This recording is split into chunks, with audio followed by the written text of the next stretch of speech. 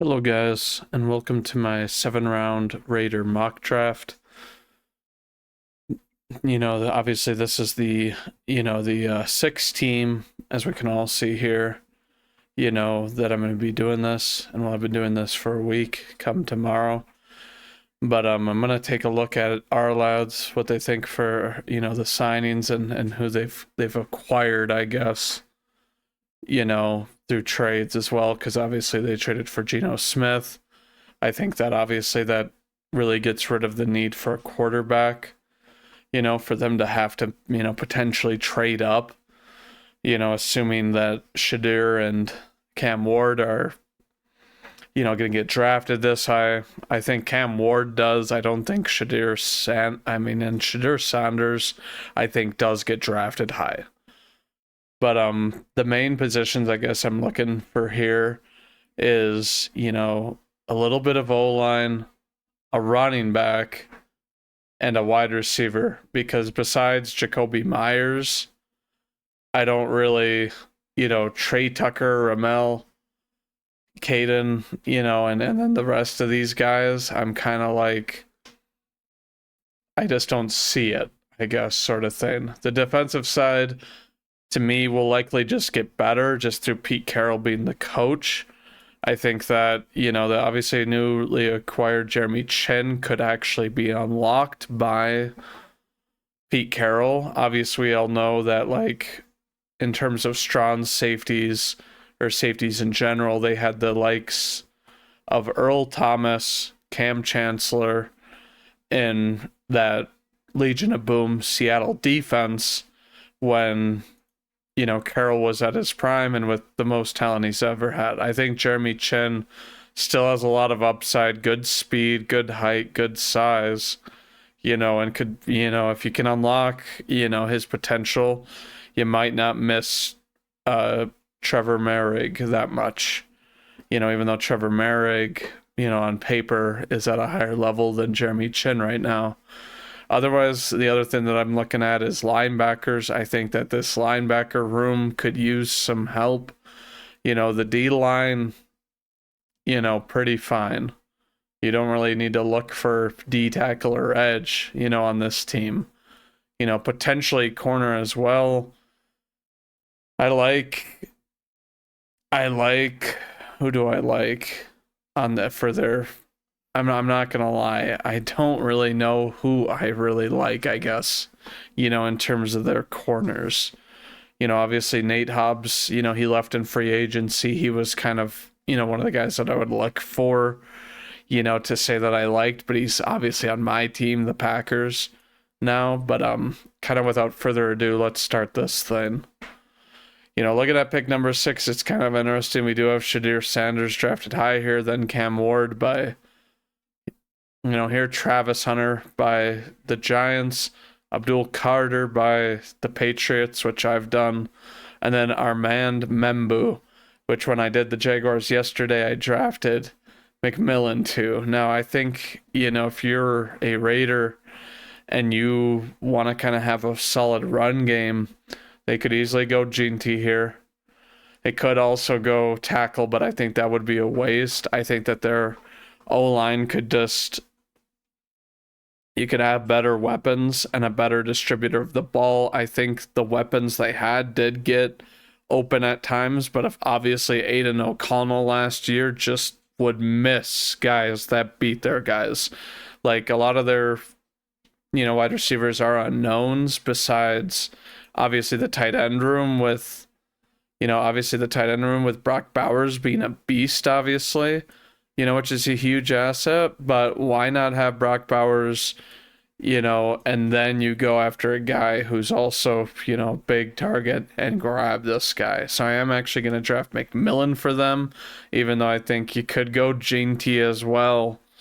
And, you would have to be able to do play, and I mean, you'd be able to do play action a lot easier with that. I do like that they picked up Raheem Mostert. I think that he still has a lot left in the tank and is a very just physically gifted and good player. He just can't handle a full workload, in my opinion. But moving on to round 2, I did forget to, I guess, check how many picks this team has. So just the 2, 3, 4, 5, 6. They do have 9 picks, so a very full deck of cards, and then we moved around too. Now looking at this, I see Demetrius Knight falling here, and I've seen that I feel like he is falling quite a bit, but I feel like, this is a guy, with similar size to, like, say, a Bobby Wagner that, Pete Carroll's all too familiar with. And it's like, this guy can do it all. The only reason I think he drops is because he's in a position that is not as valued as others. But this, I would feel like, would be a huge pickup, be a huge pickup for, the Raiders, to bolster that and improve that linebacker room. I find it kind of nuts that they only have running back, wide receiver, defensive interior here is bizarre, and then CB here. I think that their offense, could be better. And then we go to this pick, and Shamar Turner is here. So it's like, or Dylan Sampson. Dylan Sampson, to me, very elusive, I guess somewhat similar to, maybe, somewhat similar to Raheem Mostert. I think that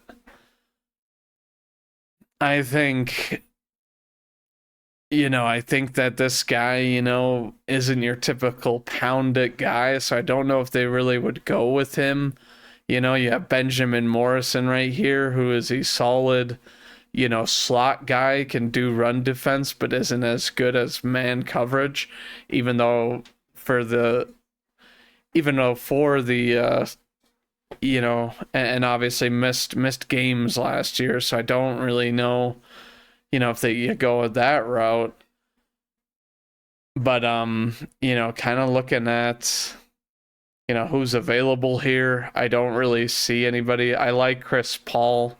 I don't think that they draft another linebacker so soon. They need to address another need.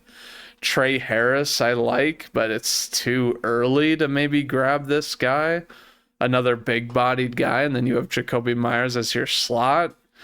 Might sound crazy, but might honestly be a thing. And I think that, you grab a guy like this, and hey, you're set for wide receiver for a while. So I'm going to do that as kind of a bold pick sort of thing. 2 wide receivers in the top 100, for the Raiders.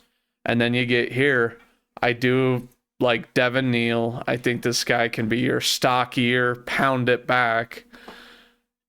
And I've drafted, I've made it very apparent that I very, very much like Neal. And I think that he goes to the right team and the right system, and he can do very well. I'm going to have them draft Neal here, so he can be their kind of pound it back, their change of pace back. Moving on to round 5, I think we do look at potentially a quarterback. Now, I think Quinn Ewers is one of those guys that they say is a developmental QB, obviously, like they say, inconsistencies. So it's one of those things that it's like, this guy could come in, sit for, maybe even 3 years, because he's 22 right now. And, a few years, he's 25, mold him. Pete Carroll teaches him. I don't know how long Pete Carroll, I guess, is going to be the head coach. I don't think it matters as much as how he's signed. But it's like, you look at a guy like this, and it's like,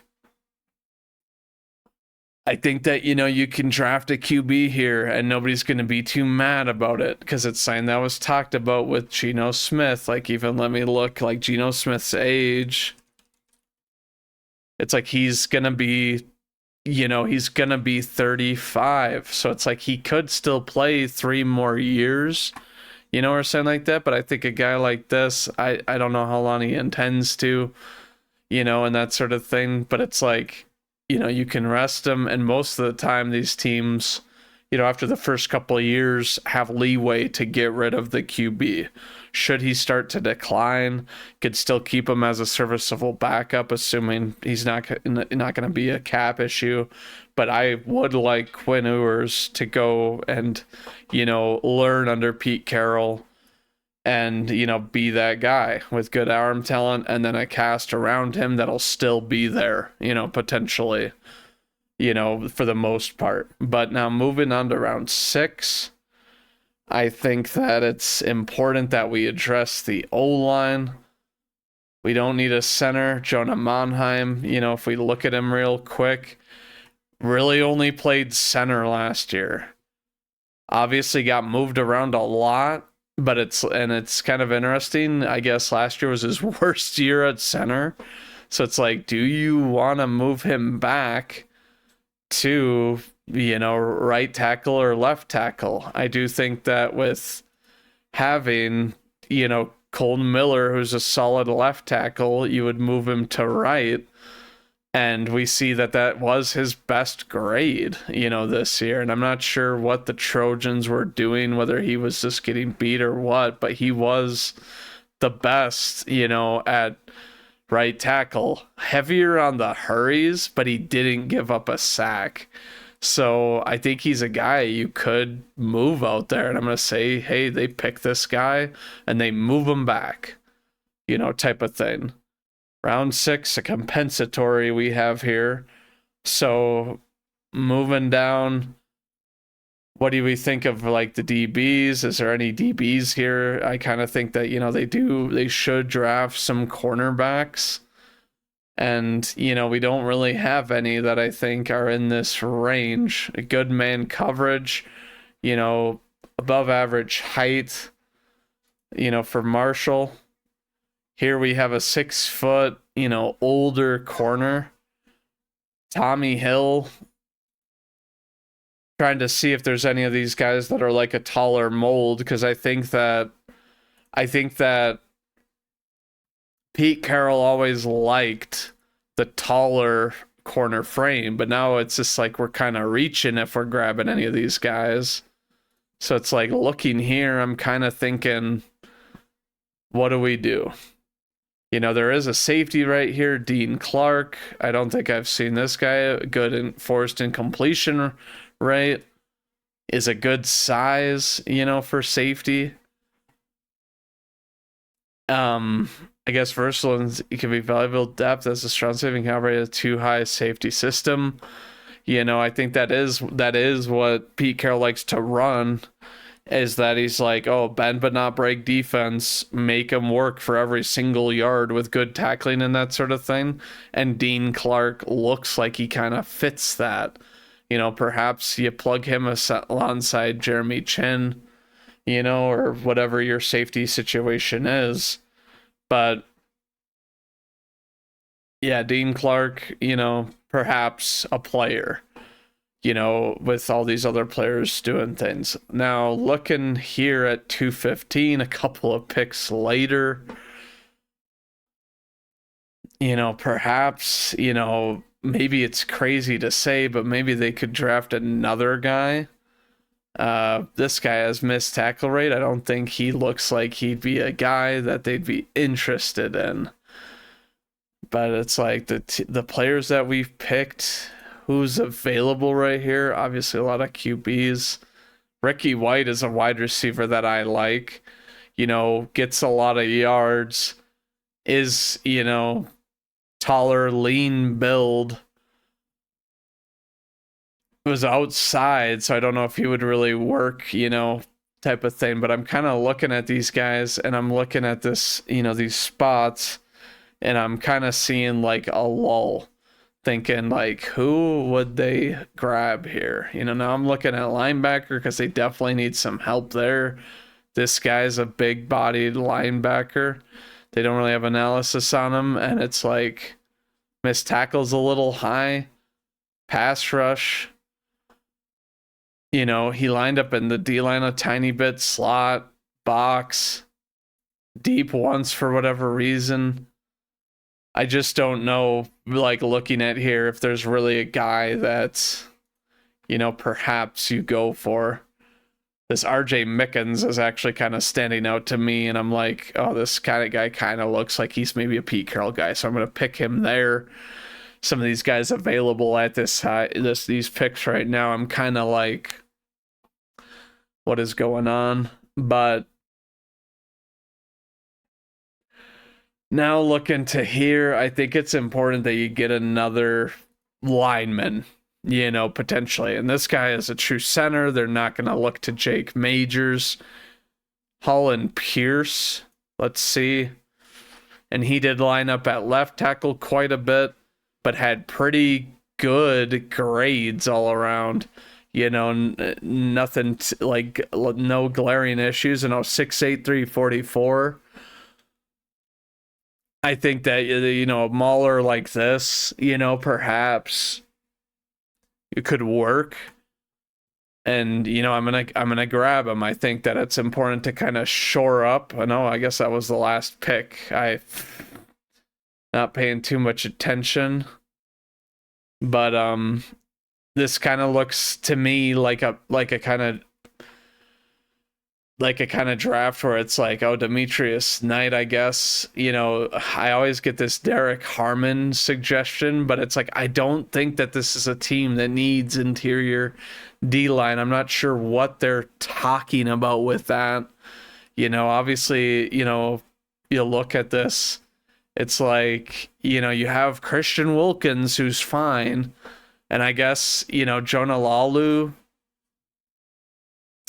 it's kind of one of those things that it's like, yeah, you might not have like, I guess, a bunch of depth, but it's like, I promise you that, because Pete Carroll has arrived here, he always had a very solid defensive interior and guys that could force pressure, and that bringing him in potentially shows that you had more there than you realized last year. And it's like with Christian Wilkins, who is a beast, and Max Crosby, I don't think the D-line is a glaring issue, but I would love to hear what you guys think about this draft, and whether you would be happy or think that this would be good moves for the for the Raiders to make. I think this does address a lot. We didn't really get a cornerback, I guess. But I also think that, like, in the system that Pete Carroll runs, the corners were typically beneficiaries of the rest of how the defense played. Like, there was a lot of speculation that it's like a guy like Richard Sherman wouldn't have been as good and touted as much as he was without the pass rush that they had. And I think that Carroll's going to go in there, and you're going to see a defense that's going to be more fundamentally sound and just playing tough, gritty, old school football. But that's going to do it for this mock draft. And as always, go Pack Go.